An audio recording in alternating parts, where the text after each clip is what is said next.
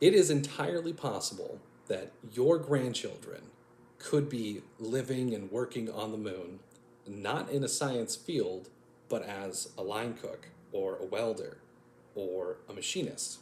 And this is all made possible because of the works of SpaceX.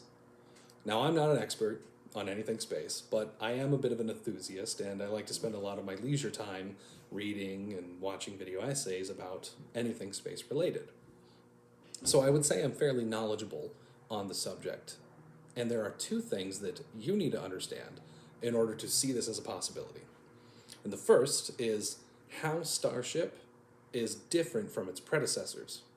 And the second is why those differences matter and what it enables Starship and SpaceX to do. And the last thing that I'm going to want to talk about is why this might not actually happen.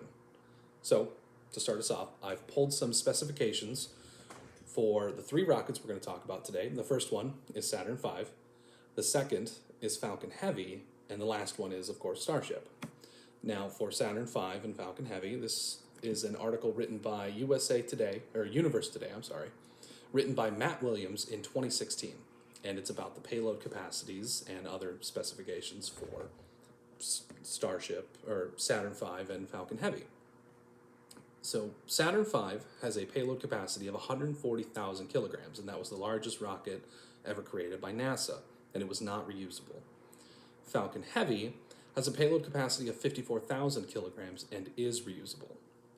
And for Starship, I accessed this information from SpaceX's website on Starship. There is no accredited author, and the information was accessed in 2020.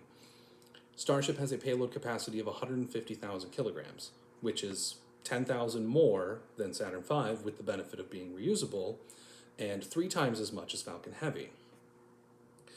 Because of the reusability and the increased payload capacity, it drastically reduces the cost of sending anything into space, as well as increasing the total amount that can be brought into space. And so when you are bringing anything into space, you're not only bringing in materials that you're going to be working with, but you also have to send food and water and fuel and oxygen and all of the things that the crew that's working on any sort of industry in space is going to need. But it's not all rainbows and sunshine. Space is a very harsh place to live and work. And so this information was accessed from NASA, written by Milena Whiting, published in 2019. And it talks a lot about some of the problems that we've been seeing on the International Space Station that we can expect to see for any industry in space. One of which is just radiation.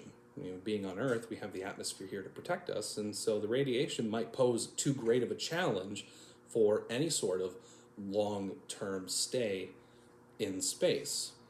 The second is just tight living conditions and isolation. You have a bunch of people separated from their families, living shoulder to shoulder with everything that they do. Well, the human factor is going to really come into play there, and it's going to be incredibly problematic. As well as gravity. Being in zero gravity, when you return to Earth, you're going to have serious health problems that we've already seen with a lot of astronauts that are returning. And so, to wrap us up, there's substantial differences between SpaceX and its predecessors that open up a huge amount of opportunity and really has the potential to reshape space travel and what we are experiencing with it today. But there are serious health implications and problems that the crew can expect that may pose too great of a challenge. Because of those differences, it might not be 50 years into the future. It might be 100 to 200. Or it might not be possible at all. And I'd like to end this with a quote from Elon Musk, the man himself. And he said that 99% of all predictions through human history have been incorrect. And I recognize that this may also be incorrect. But it doesn't seem that way, given the differences of SpaceX and Elon Musk's commitment to pushing space travel. And so I hope you enjoyed my speech, and I look forward to listening to yours. Thank you.